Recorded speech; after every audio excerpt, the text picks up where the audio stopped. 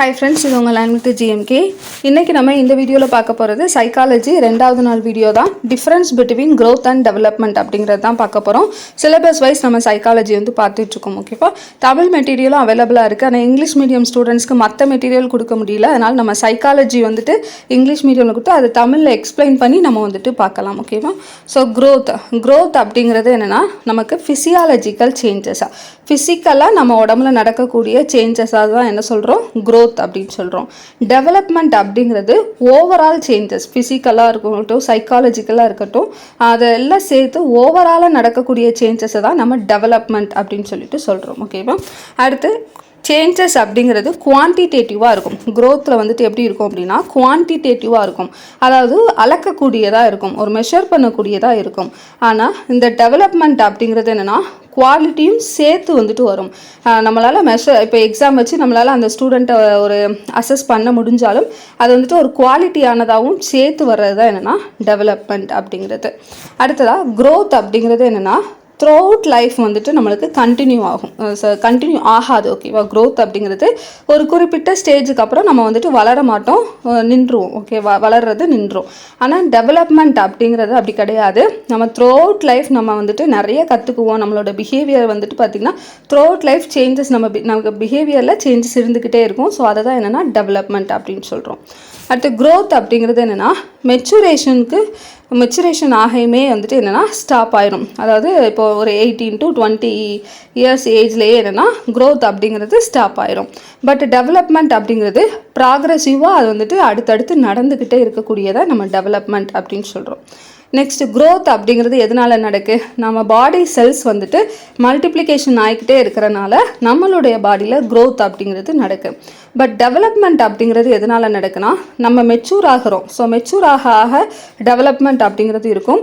அது மட்டும் இல்லாமல் என்விரான்மெண்ட்டோட இன்ட்ராக்ட் பண்ணுறனாலையும் என்னென்னா இந்த டெவலப்மெண்ட் அப்படிங்கிறது நடக்குது. ஓகேவா, ஸோ நம்ம மெச்சூர் ஆகிறனாலையும் சுற்றி இருக்கவங்க கூட நம்ம இன்ட்ராக்ட் பண்ணுறனாலையும் நம்மளுடைய டெவலப்மெண்ட் அப்படிங்கிறது நடக்குது. அடுத்து க்ரோத் அப்படிங்கிறது செல்லுலார். ஓகேவா, செல்லுலார் அதாவது செல்ஸ் எல்லாம் மல்டிப்ளிகேஷன் ஆகிறனால நடக்குது செல்லுலார். டெவலப்மெண்ட் அப்படிங்கிறது ஒரு ஆர்கனைசேஷனலாக வந்துட்டு இருக்கும் அப்படின்னு சொல்கிறாங்க, ஒரு ஆர்கனைஸ்டாக இருக்கும் அப்படின்னு சொல்கிறாங்க. க்ரோத் அப்படிங்கிறது டெவலப்மெண்ட் ப்ராசஸில் இருக்கக்கூடிய ஒரு பகுதி தான் என்னென்னா நம்ம க்ரோத் அப்படின்னு சொல்கிறோம். ஆனால் டெவலப்மெண்ட் அப்படிங்கிறது அது மட்டும் கிடையாது, ஒரு பார்ட் கிடையாது. இது வந்துட்டு ரொம்ப வைடராக ரொம்ப காம்ப்ரிஹென்சிவாக இருக்கக்கூடியது அப்படின்னு சொல்கிறாங்க. ஆனால் க்ரோத்துங்கிறது டெவலப்மெண்ட்டில் ஒரு பகுதி தான் என்னென்னா க்ரோத் அப்படின்னு சொல்கிறோம். அடுத்து க்ரோத் அப்படிங்கிறது எதை டெஸ்கிரைப் பண்ணுது அப்படின்னா நம்மளுடைய பாடியில் இல்லைன்னா நம்மளுடைய ஆர்கானிசமில் நடக்கக்கூடிய அந்த இதை தான் என்னென்னா க்ரோத் வந்துட்டு டெஸ்கிரைப் பண்ணுது. டெவலப்மெண்ட் அப்படிங்கிறது நம்மளுடைய மொத்த பாடியில் நடக்கக்கூடிய எல்லாத்தையும் சேர்த்து வந்துட்டு டெஸ்கிரைப் பண்ணுது. நம்ம பாடியில் நடக்கக்கூடிய மொத்த சேஞ்சஸாக, பாடியில் நம்ம கேரக்டர் வைஸ் எல்லாத்துலேயும் நடக்கக்கூடிய சேஞ்சஸை ஃபுல்லாக சொல்கிறது வந்துட்டு டெவலப்மெண்ட்டாக. ஆனால் க்ரோத் அப்படிங்கிறது நம்மளுடைய பாடியில் நம்மளுடைய ஆர்கானிசமில் நடக்கக்கூடிய அந்த ப்ராசஸை மட்டும் டெஸ்கிரைப் பண்ணுறது க்ரோத் அப்படின்னு சொல்கிறோம். அடுத்து changes produced by growth are subject of measurement. நம்ம பாடியில் நடக்கக்கூடிய க்ரோத்னால் ஏற்படக்கூடிய சேஞ்சஸ் எல்லாமே நம்மளால் மெஷர் பண்ண முடியும், அதை அப்சர்வ் பண்ண முடியும், அது வந்துட்டு ஒரு குவான்டிட்டியாக இருக்கும். ஆனால் டெவலப்மெண்ட்னால் நடக்கக்கூடிய சேஞ்சஸ் எல்லாம் குவாலிட்டேட்டிவாக இருக்கும். குவான்டிட்டி இருந்தாலும் அது கூட சேர்த்து குவாலிட்டேட்டிவாக இருக்கும். இதை வந்துட்டு டைரெக்டாக நம்ம ஒரு ஸ்கேலோ இதோ எடுத்து மெஷர் பண்ணுறது ரொம்ப கஷ்டம். அதை நம்ம அவங்களோட பிஹேவியரை அப்சர்வ் பண்ணுற மூலமாக மட்டும்தான் என்ன பண்ண முடியும், அவங்கள அசஸ் பண்ண முடியும் அப்படின்னு சொல்கிறாங்க. அடுத்து க்ரோத் அப்படிங்கிறது டெவலப்மெண்ட்டை கொடுக்கவும் செய்யலாம், கொடுக்காமையும் இருக்கலாம். ஆனால் டெவலப்மெண்ட் அப்படிங்கிறது க்ரோத் இல்லைனாலும் டெவலப்மெண்ட் அப்படிங்கிறது நடக்கும். ஓகேவா, ஸோ இதுதான் வந்துட்டு டிஃப்ரென்சஸ். இது ரெண்டுக்கும் உள்ள க்ரோத்துக்கும் டெவலப்மெண்ட்டுக்கும் உள்ள வித்தியாசம். ஸோ நார்மலாக சொல்லப்போனால் க்ரோத்துங்கிறது நம்ம உடம்பு வளர்றது, டெவலப்மெண்ட் அப்படிங்கிறது உடம்போடு சேர்த்து நம்ம பிஹேவியரும் வளர்றது மாறுறத டெவலப்மெண்ட் அப்படின்னு சொல்கிறோம். சிலபஸில் அடுத்து நமக்கு இருக்கக்கூடிய டாபிக் தான் impact of nature and nurture on child development அப்படிங்கிறது. ஸோ இதை பார்க்கலாம். நேச்சர் அப்படிங்கிறது என்னென்னா நம்மளுடைய ஜீனில் இருந்து, ஓகேவா, நேச்சர் அப்படிங்கிறது நம்மளுடைய ஜீன் மூலமாக நமக்கு வரக்கூடியது, பரம்பரையாக நம்மளோட டிஎன்ஏலேருந்து வரக்கூடியது தான் நேச்சர் அப்படின்னு சொல்கிறாங்க. நர்ச்சர் அப்படிங்கிறது என்னென்னா நம்மளை சுற்றி இருக்கவங்க நம்மளுடைய என்விரான்மெண்ட்னால நமக்கு வரக்கூடியதை தான் என்னென்னா நர்ச்சர் அப்படின்னு சொல்கிறோம். ஸோ இதுதான் என்னென்னா nature and nurture on child development.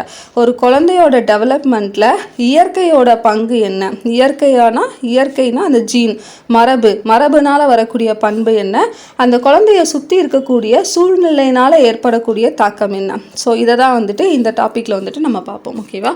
So first point புரிஞ்சுக்குன்னு நினைக்கிறேன். நேச்சருங்கிறது ஜீன்னால் வரக்கூடியது, நர்ச்சர் அப்படிங்கிறது சுற்றி இருக்கக்கூடிய என்விரான்மெண்ட்னால் வரக்கூடியது அப்படின்னு சொல்கிறாங்க. ஆனால் இப்போ உள்ள காலகட்டத்தில் ரெண்டுமே என்னென்னா ரொம்பவே முக்கியமானது, சில்ட்ரனோட டெவலப்மெண்ட்டுக்கு ரெண்டுமே முக்கியமானது அப்படின்னு சொல்கிறாங்க. அவங்க பாரம்பரியமாக அவங்க மரபு வழியில் வரக்கூடிய அந்த இதுவும் முக்கியம். அதே டைமில் அந்த குழந்தை மரபு வழியாக நல்ல குழந்தையாக இருந்தாலும் சுற்றி இருக்கக்கூடிய என்விரான்மெண்ட்டும் என்னென்னா நல்லபடியாக இருந்தால் தான் அந்த குழந்தை நல்லா வந்துட்டு வளரும். அதனால் ஜெனட்டிக்கும் முக்கியம், என்விரான்மெண்டல் ஃபேக்டர்ஸும் முக்கியம் இப்போ உள்ள காலகட்டத்தில் அப்படின்னு சொல்கிறாங்க. இருந்தாலும் நமக்கு ஹெரிடிட்டி, அதாவது மரபு வழியாக வருது இல்லை, ஸோ அந்த மரபு வழியாக வர்றது குழந்தையோட ஃபார்மேஷனுக்கு முக்கியம்தான். அதை விட முக்கியம் என்னென்னா என்விரான்மெண்ட், நம்மளை சுற்றி இருக்கக்கூடிய என்விரான்மெண்ட் அப்படிங்கிறது தான் என்னென்னா அந்த குழந்தைக்கு ஒரு ஆற்றலை வந்துட்டு கொடுக்குற விதமாக இருக்குது. ஸோ அந்த என்விரான்மெண்ட் அப்படிங்கிறது ரொம்ப முக்கியம் அப்படின்னு சொல்கிறாங்க. ஓகேவா? ரெண்டுமே முக்கியம், அதில் ரொம்ப முக்கியம் எது அப்படின்னா சூழ்நிலை, என்விரான்மெண்ட் அப்படிங்கிறது. அடுத்து, the idea that hereditary and environmental factors continually interact to influence developmental changes is known as interactionist approach. So note பண்ணிக்கோங்க, interactionist approach அப்படின்னா என்னன்னு சொல்லிட்டு கேட்கலாம். ஸோ என்னென்னா ஹெரிடிட்டரி நம்மளுக்கு மரபு சார்ந்த காரணிகள், அடுத்து சூழ்நிலை சார்ந்த காரணிகள், இந்த ரெண்டுமே என்னென்னா டெவலப்மெண்டல் சேஞ்சஸில் இன்ட்ராக்ட் பண்ணுதில்ல. ஒரு குழந்தைக்கு இந்த ரெண்டுமே சேர்ந்து டெவலப்மெண்ட் சேஞ்சஸில் இன்ட்ராக்ட் பண்ணுது அப்படின்னா அதை தான் நம்ம இன்ட்ராக்ஷனிஸ்ட் அப்ரோச் அப்படின்னு சொல்லிட்டு சொல்கிறோம். அடுத்ததா, இந்த nature versus nurture debate, nature refers to one individual innate qualities and nurture refers to the personal experiences.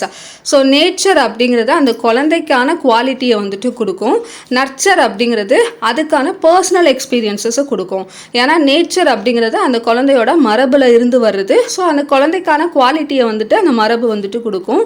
ஆனால் நர்ச்சர் அப்படிங்கிறது அந்த குழந்தை சுற்றி இருக்கவங்க கிட்ட இருந்து கற்றுக்கிறது, அதுவாக என்னென்னா கற்றுக்குது. ஸோ அதை வந்துட்டு ஒரு பர்சனல் எக்ஸ்பீரியன்சஸ் அப்படின்னு சொல்கிறாங்க. ஓகேவா? ஸோ நேச்சருங்கிறது இண்டிவிஜுவல் இன்னேட் குவாலிட்டி, நர்ச்சருங்கிறது ஒரு பர்சனல் எக்ஸ்பீரியன்சஸாக. அடுத்து ஜான் லாக்கி அப்படிங்கிறவர் என்ன சொல்கிறாருன்னா, ஒரு குழந்தை வந்துட்டு view the child as a tabula rasa. அதாவது ஜான் லாக்கி ஒரு குழந்தை எப்படி பார்க்குறாருன்னா ஒரு பிளாங்க் ஸ்லேட் மாதிரி பார்க்குறாரு. அவரோட ஐடியா படி சில்ட்ரன் அப்படிங்கிறவங்க ஸ்டார்ட் பண்ணும்போது ஒன்றுமே இல்லாமல் தான் ஆரம்பிக்கிறாங்க. அவங்க எப்படி வந்துட்டு பிளாங்க் ஸ்லேட் இருக்கோ அது மாதிரி குழந்தைங்களும் ஒன்றுமே இல்லாமல் தான் இருக்கிறாங்க. அவங்களோட கேரக்டர்ஸ் எல்லாமே எப்படி தான் ஷேப் ஆகுது அப்படின்னா எக்ஸ்பீரியன்ஸ் மூலமாக தான் ஷேப் ஆகுது. அவங்களோட எக்ஸ்பீரியன்ஸ் மூலமாக தான் அந்த குழந்தைங்க அடுத்தடுத்து வளர்கிறாங்க அப்படின்னு வந்துட்டு ஜான் லாக்கி சொல்லியிருக்கிறாரு.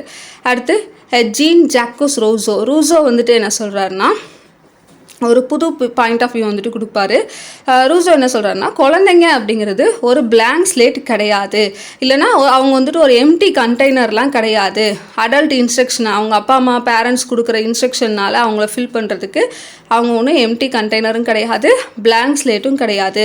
அதுக்கு பதிலாக அவங்க ஒரு நோபல் சேவேஜ், அவங்க ஒரு தனியால் இருக்கக்கூடிய ஒரு நோபல் சேவேஜ் அப்படின்னு சொல்கிறாங்க.